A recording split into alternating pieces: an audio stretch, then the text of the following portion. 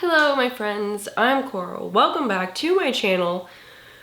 Please excuse my sicky voice. I'm still not quite over the cold that I had last week. I'm still a little but I'm getting over it. Anyways, today I'm here with the books that I ended up buying in October. Let's see, I've got some stuff from Barnes & Noble this month. I've got some stuff from a bookshop order, some things I was just really dying to get to. Oh, and I think what I'm most excited about this month is that my library finally is, they've been open, but they're finally doing their first Friends of the Library sale since the pandemic happened. So it's been like 2 years, almost. Maybe not. I think the last one was like March 2020. Anyways, it's been a long time, and I was very excited to go. First, I'll start with those, since they're on this side of my little book cart. Things that I bought at Barnes & Noble this month. I was very excited to find Red X by David Demchuk. This one I picked up because Rachel at the Shades of Orange did a review on it, and it sounded really interesting. This is about some disappearances that were happening in the gay community in Toronto, Canada. I honestly, when I hear that reminds me of Bruce McArthur, who was a serial murderer who targeted, well, he was gay, but he targeted gay men, especially gay men of color, because, you know, it's like a marginalized group of people inside a marginalized group, and he did this for years, and people, you know, wouldn't listen to their friends and their families when they would say this person is missing because they led a high-risk lifestyle, and, you know, the police just wouldn't give these people the time of day. So I'm not sure if this is purposely based on that or not, but that's what comes to my mind when I hear this, which is really kind of why I was interested. I think this gets a little bit meta. I don't know that much about it, and honestly, even from reading the synopsis of this, I'm not exactly sure what this is about, but I'm very interested in it. I've heard that it's good, and I've been meaning to pick up David Demchuk. I know he wrote a book called Bone Mother that was really buzzy for a bit. So yeah, I'd like to read this. I'd like to read Bone Mother too, but I found this at Barnes & Noble, so, you know, if I find anything I don't own in the horror section, almost anything, I will buy it, because I just want my horror section at my B&N to still be there, you know? Like, it's, even from when they first did it, it's gone from like 3 full shelves, and now it's like 2 not as tall shelves, and a lot of it's Stephen King again, and it's a bummer. So if there's anything at all I think I will read and I don't own, I buy it. That's my Barnes & Noble story. I also found at Barnes & Noble Surviving Dirty John by Deborah Newell. This, you have maybe heard of this story. It was very popular. There was a podcast, and it ended up being adapted as like a TV show. But this is told by the woman who this happened to. This is told by the victim. There's this podcast I love called True Crime Campfire, and they interviewed her, and it was a really great interview. And in that interview, she said that, you know, there were things that the TV show and the podcast just didn't get quite right. So I'm looking forward to hearing this story from the person it happened to. And man, it is a crazy story. Deborah Newell was basically catfished by this man named John, and it wasn't so much like he lied about how he looked, it was that he lied about his history and his job and all these crazy things he lied about. It's a very interesting story, very sad, and I think I think it's important to read stories like that, because you never know when that's going to happen to you. And it's important to, you know the signs of somebody who will take advantage of people like that. I also picked up this behemoth book. This is a big, large boy. This is Empire of the Vampire by Jay Kristoff. This is his newest book. It is giant. I really enjoyed his Nevernight series, and this is about a world that's in darkness. There is no sunlight, and so the vampires now rule the earth. There is, or I shouldn't say the earth, because I don't know that it takes place on Earth, but they now rule this world. There's these people called Silver Saints who are a holy brotherhood dedicated to defending the realm and the church from the vampires. But now there's only one Silver Saint left, and he is imprisoned by the vampires. So I'm really not sure where this is going to go. I just picked it up because I don't know. I mean, look at this. Look at these end pages. It's completely beautiful. There's lots of interesting artwork throughout the book as well. I'm just very excited to get to this. I think I'm going to have to wait a couple months to get to it because of how my reading schedule's going to be for the next couple months. But 2022, baby. This is gonna get read. Okay, this month I also picked up Stolen Tongues by Felix Blackwell. This started out as kind of like a Reddit no sleep story and grew from there. I don't know what this is about, but Facebook horror groups have been abuzz about this, and I've avoided it for a long time because of that. However, I thought I might regret never picking this up, so I'm going to pick it up. I will know in my heart and in my head, I suppose in my head, that there's a possibility I will not like this.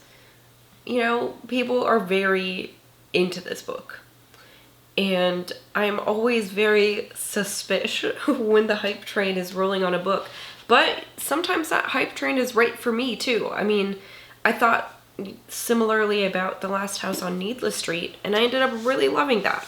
But this is about a couple who are celebrating their engagement, and they're at a cabin, and there's creepy stuff in the woods, which, like, I do love that. I do love creepy stuff in the woods, so I'm hoping that this doesn't lead me down the wrong path. Alright, I also had a couple things that I ordered from Bookshop this month. First one is Night Bitch by Rachel Yoder.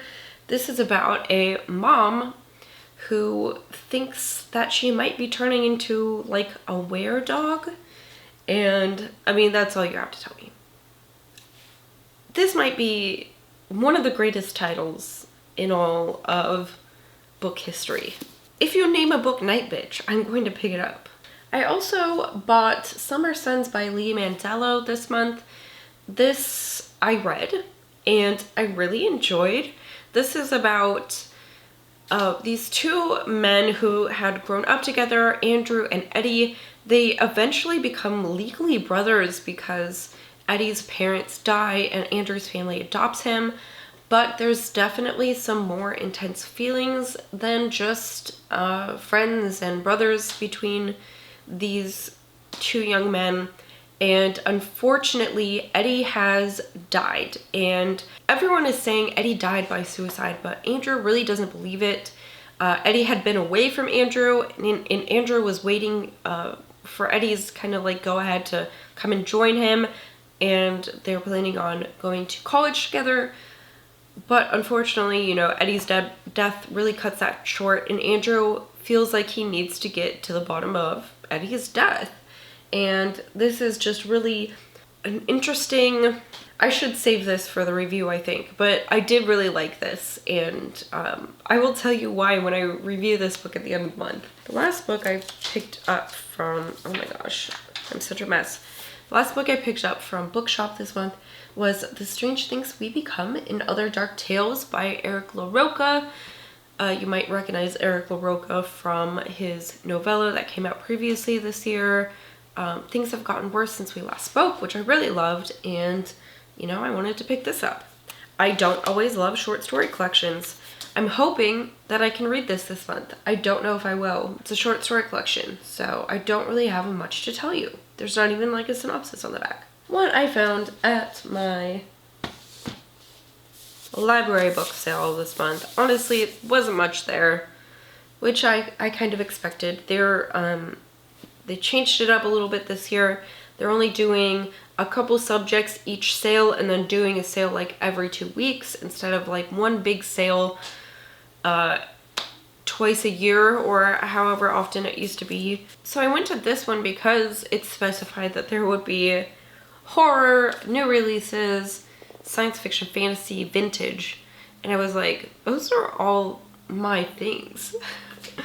But of course, I mean, I just live in a place where there's no culture, and I don't think many people read. And it's a big city, but it's full of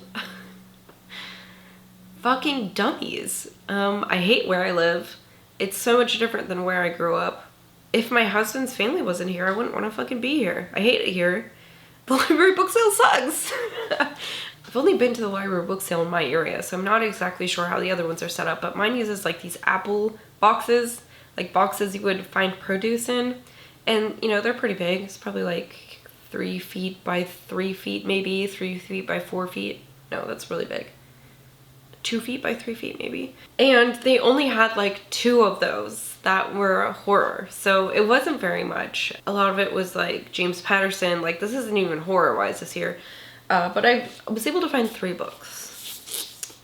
And you know what? I'll take it. I spent $7 on 3 books. And one of them, I'll show you. I'll get to it. So this is The Deep by Rivers Solomon.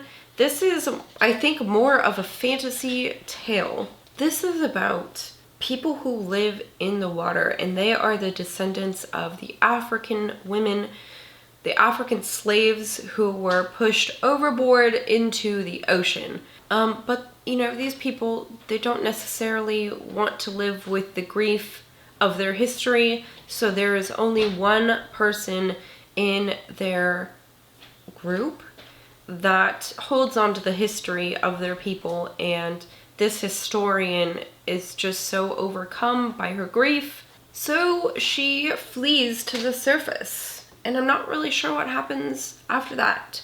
I've heard good things about Rivers Solomon's writing. I'm excited to get to it.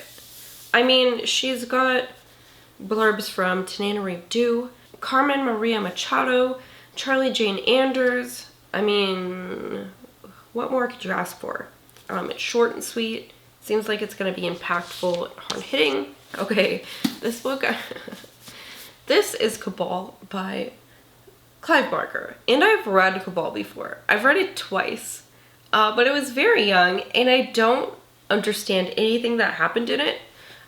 And I don't know what to tell you about Cabal. I remember that there's a man named Boone, and he has certain weird powers, you know, Clive Barker shit.